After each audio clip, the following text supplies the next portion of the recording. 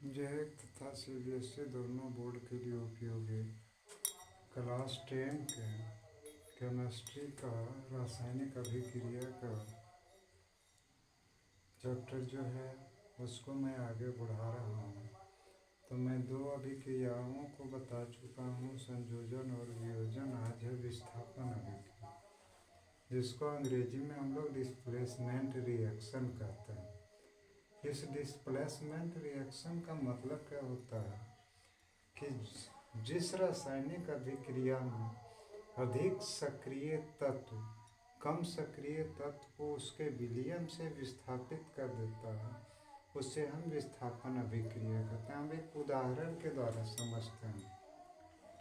देखिए, copper sulphate, इसको यदि हम जल में घोलते हैं तो उस विलयन का सॉल्यूशन का रंग नीला हो जाता है। ठीक है।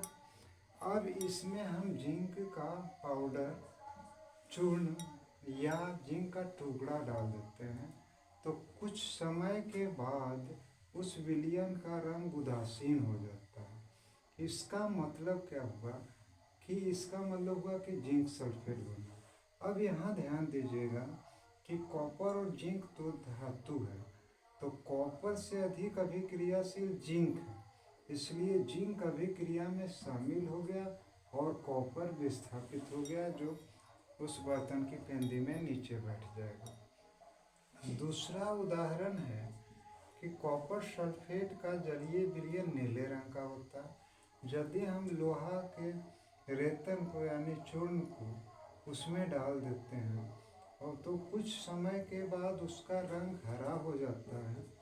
तो ये हरा रंग क्यों हुआ? क्योंकि कॉपर से अधिक अभिक्रियाशील आयरन है।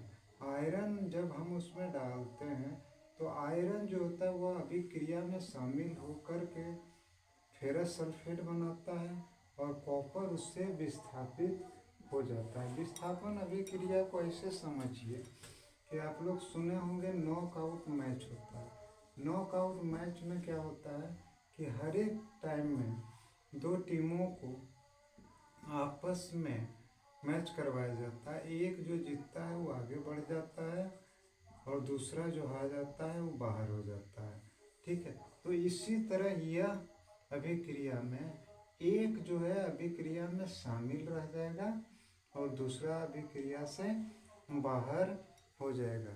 यानी इसमें अधिक सक्रिय तत्व अभिक्रिया में शामिल हो जाते हैं और कम सक्रिय तत्व जो होता है वो अभिक्रिया से बाहर हो जाते हैं। अब कौन अधिक सक्रिय और कौन कम सक्रिय है, तो क्लास 10 में ही सक्रियता श्रेणी पढ़ना है। सक्रियता श्रेणी वैसा लिस्ट है जिस लिस्ट में धातुओं की अभिक्रियाशीलता के क्रम को घटते क्रम में व्यवस्थित किया गया। जितना ऊपर होगा अधिक सक्रिय, जितना नीचे आते जाएगा उतना कम सक्रिय हो जाएगा। तो इस श्रेणी में पोटेशियम सबसे ऊपर है और सोना सबसे नीचे है। जैसे जैसे हम पोटेशियम से नीचे आते जाएंगे उसकी अभिक्रियाशीलता घटती जाती है। और आपको बता देते हैं कि 3 धातु है, चांदी, सोना और प्लेटिनम। इसको उत्कृष्ट धातु कहते हैं क्योंकि यह किसी भी तत्व या यौगिक से अभिक्रिया ही नहीं करता है। अगले वीडियो में मैं रासायनिक अभिक्रिया का उसमें आपको द्वितीय विस्थापन अभिक्रिया समझाऊंगा। वीडियो जरूर देखिएगा क्योंकि उसमें आयनों या मूलकों का स्थानांतरण होता है। अगर मेरे वीडियो आपको समझ में आ रहा है, अच्छा लग रहा है, तो प्लीज़ लाइक और सब्सक्राइब कीजिए। मैं आपका ऑब्लाइज्ड रहूँगा। नमस्कार।